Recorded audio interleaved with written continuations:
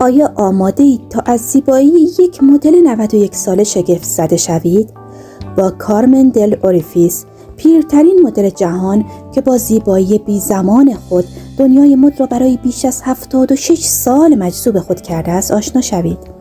در این ویدیو او رازهای جوان ماندن خود شامل روتین مراقبت از پوست، رژیم غذایی، ورزش و روال صبحگاهی را فاش می کند.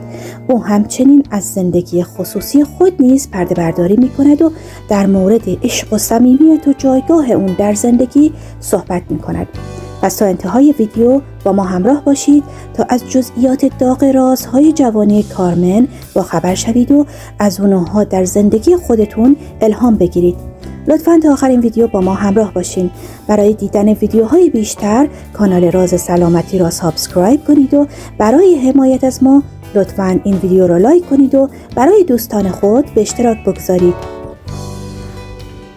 کارمن دل اوریفیس یک چهره نمادین در صنعت مد است که با گونه‌های برجسته، موهای سفید و پرپشت و اندام ظریفش شناخته می شود.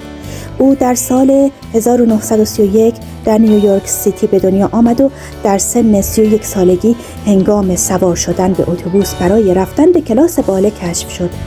او در 15 سالگی با قرار گرفتن بر روی جلد مجله ووگ تاریخ ساز شد و به جوانترین مدلی تبدیل شد که تا به حال روی جلد این مجله قرار گرفته است.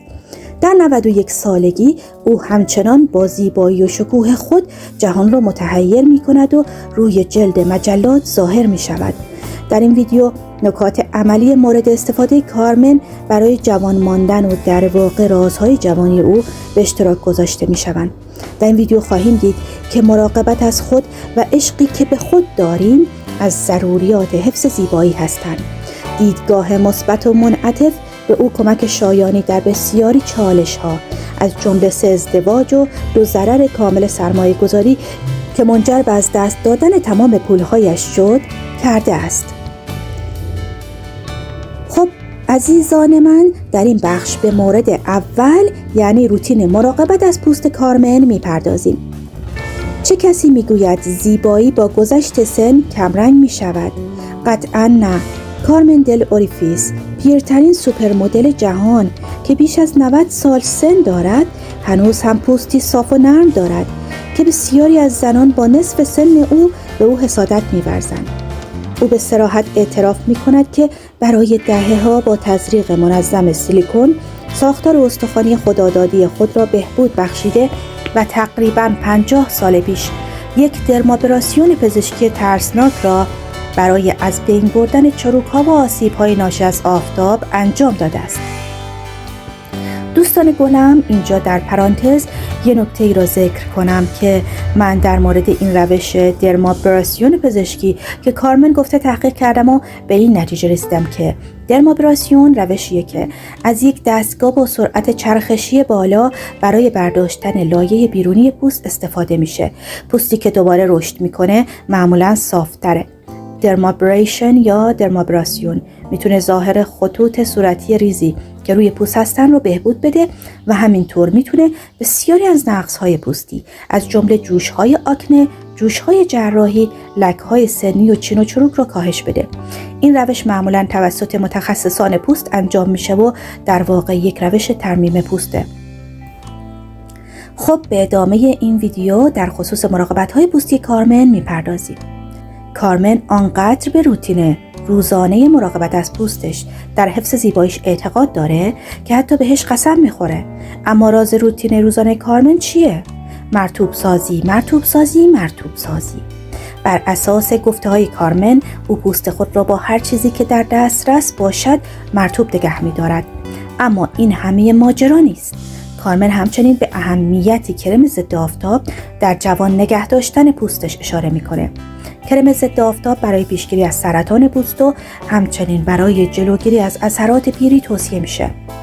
بر اساس یک مطالعه بنیادین در دانشکده پزشکی دانشگاه هاروارد، افرادی که به طور روزانه از کرم ضد آفتاب با طیف گسترده استفاده می‌کنند 24% کمتر از افرادی که فقط گاه به گاه از کرم ضد آفتاب استفاده می‌کنند دچار پیری پوست میشن.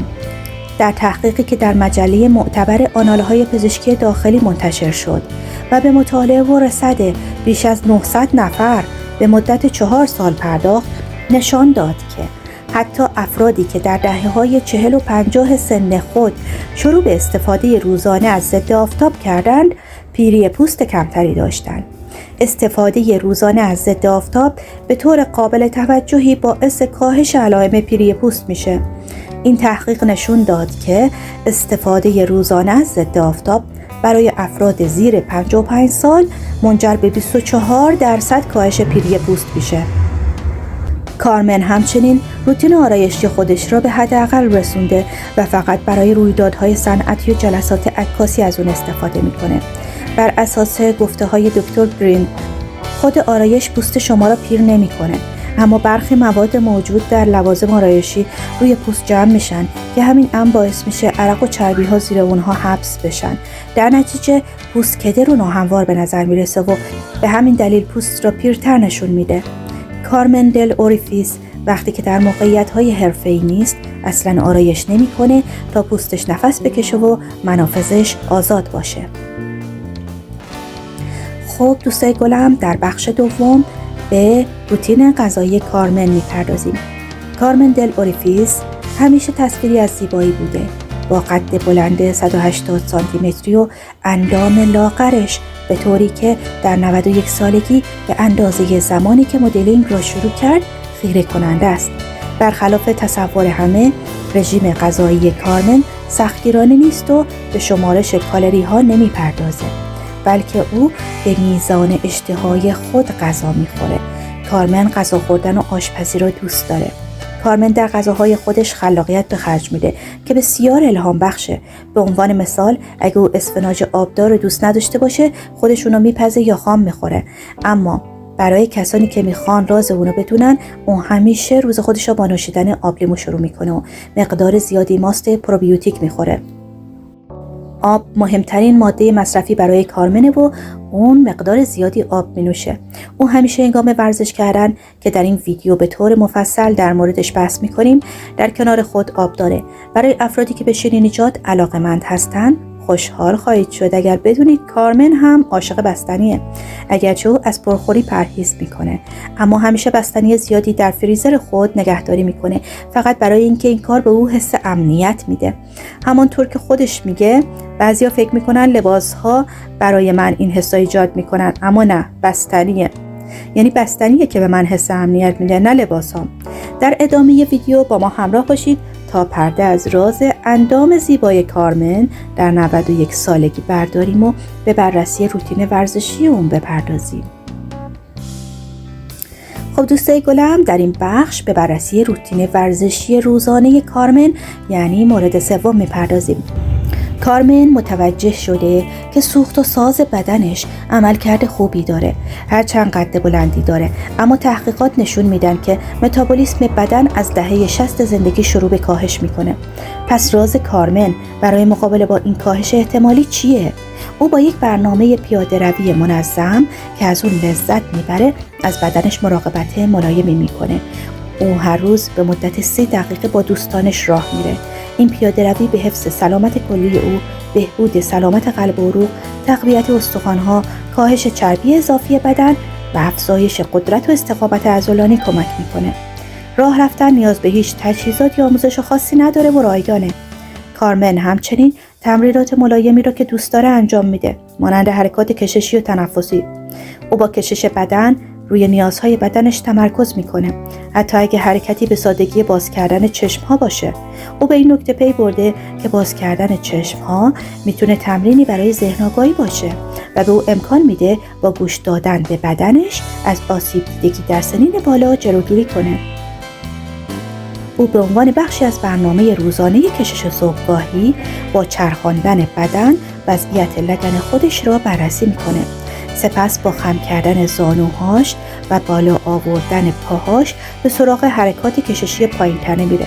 او در حین انجام این حرکات کششی با بخش‌های مختلف بدن خودش صحبت میکنه تا از رسیدگی به تمام اونها اطمینان حاصل کنه. او همچنین همیشه یک بطری آب کنار تخت خوابش داره بعد از اینکه حرکات کششی را به طور کامل در رخت خواب انجام میده آب می نوشه، زیرا گلوش خشک میشه. خشکی چشم‌ها نیز نشانه‌ای برای اوست که به طور کلی به اندازه کافی مایعات نمی نوشه. با روی کردی که او در پیش گرفته و توجهی که به بدنش داره، دیگه نیازی به خرید پماد یا قطره چشم نداره. پس از انجام حرکات کششی او کتری را روی اجاق میذاره، رادیوی قدیمیش را روی موسیقی جاز تنظیم میکنه و تا جوش آمدن آب کتری روی دوچرخه ثابت داخل خونه ورزش میکنه. کارمن روی کردی منعطف به برنامه صبحگاهی خودش داره. اگرچه این برنامه به طور کلی ثابته، او هنگام کشیدن بدن نسبت به حرکاتش آگاهی کامل داره و بعداً بررسی میکنه که چه تمریناتی برای بدنش مفید بوده و چه تمریناتی نبوده. همانطور که سلولهای بدن در طول زمان تغییر میکنن، برنامه ورزشی اونم تغییر میکنه. در صورتی که قسمتی از بدنش نیاز به توجه ویژه‌ای داشته باشه، به برنامهش پایبند نمیمونه، زیرا در اون لحظه تمرکز بر نیاز بدن اهمیت بیشتری داره. رویکرد کارمن به افزایش سن رویکردی تازه است. او به ما یادآوری میکنه که با گوش دادن به بدن خود و انعطاف پذیر بودن در برنامه هامون همچنان میتونیم از زندگی لذت ببریم و از خودمون مراقبت کنیم. با تمرکز بر نیازهای بدن در هر لحظه میتونیم به سبک زندگی سالمی دست پیدا کنیم و مانند کارمن با افزایش سن همچنان شاد و سرزنده باشیم. خب دوستان گلم، در این بخش به تمرینات تنفسی کارمن یعنی مورد 4 میپردازیم. کارمن در کنار حرکات کششی تمرینات تنفسی هم در برنامه روزانه خودش جای داده. در دنیای پرشتاب امروزی کاهش سرعت و توجه به خود میتونه چالش برانگیز باشه. با این حال کارمن تسلیم فشار نمیشه. او به فردیت خودش اهمیت میده و نمیتونه با پیروی از رژیم دیگران بهترین عملکرد خودش را داشته باشه. کارمن با بیش از 70 سال تجربه در حرفه خود برای اینکه آرامش داشته باشه، تکنیک‌هایی رو برای مدیریت استرس به کار گرفته. او اهمیت ارتباط ذهن و بدن سالم رو درک میکنه. کارمن میدونه که وقتی بدن او احساس بهتری داشته باشه، مغز اونم احساس بهتری خواهد داشت. او پیوند قوی با مغز خود داره که به او کمک میده بر درد غلبه کنه و اضطراب رو کاهش بده. او به جای وحشت زده شدن نفس‌های عمیق میکشه، آرامش پیدا میکنه و روی اونچه که نیاز داره تمرکز پیدا میکنه. کارمن به آماده سازی و تحقیق قبل از ورود به محیط‌های ناشناخته نیز اعتقاد داره. جای تعجب نیست که او همچنان یک مدل بسیار مورد تقاضا در صنعت مده. علاوه بر تکنیک‌های کاهش استرس، کارمن از سرگرمی‌های لذت میبره که برای اون شادی و آرامش به ارمغان میآورند. خیاطی یکی از علاقه‌مندی‌های کارمنه که از مادر دوزنده ماهرش به ارث برده. اونها زمانی که کارمن جوان بود با هم لباس می‌دوختند و به دلیل اینکه فقیر بودن میتونستن قدری پول به دست بیارن. او همچنین عاشق عکاسیه و از زیبایی دنیای اطراف خود الهام میگیره. این سرگرمی‌ها به او کمک میکنه تا آرام بشه و احساس رضایت کنه. خب رسیدیم به بخش 5 یعنی زندگی خصوصی کارمن. کارمن علاوه بر این که در حرفه خود موفقه، زندگی شخصی رضایت بخشی نیز داره. کارمن در ارتباط با تجربه خیاطی با مادرش میگه این بخشی از زندگی من در اوایل زندگی بود. من آن را رها نمی کنم، همانطور که نفس کشیدن را رها نمی کنم. او دیدگاه خود را در مورد صمیمیت به صراحت بیان میکنه. وقتی در یک برنامه از اون پرسیده میشه که آیا هنوز صمیمیه، با قاطعیت پاسخ میده البته، چرا آن را کنار بگذارم؟ برای کارمن صمیمیت مانند نگهداری از یک روز رویزه. باید گاهی اوقات موتور را روشن کنید تا به طور روان کار کنه. بنابراین وقتی میخواهید با ماشین برید آماده است. کارمن معتقده که افراد اغلب از در اشتباه وارد صمیمیت میشن و در نتیجه اون را در دوران بعدی زندگی کنار میگذارن. جامعه به ما میگه که صمیمی نشیم، اما کارمن معتقده که ما فقط ناراضی هستیم. صمیمیت باید به اندازه نفس کشیدن طبیعی باشه.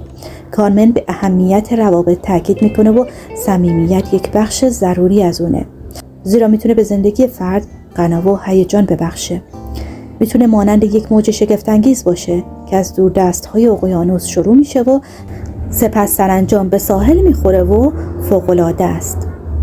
کارمن همیشه فردی بوده که عاشق میشه و ادعا میکنه که تا به امروز هم عاشقه.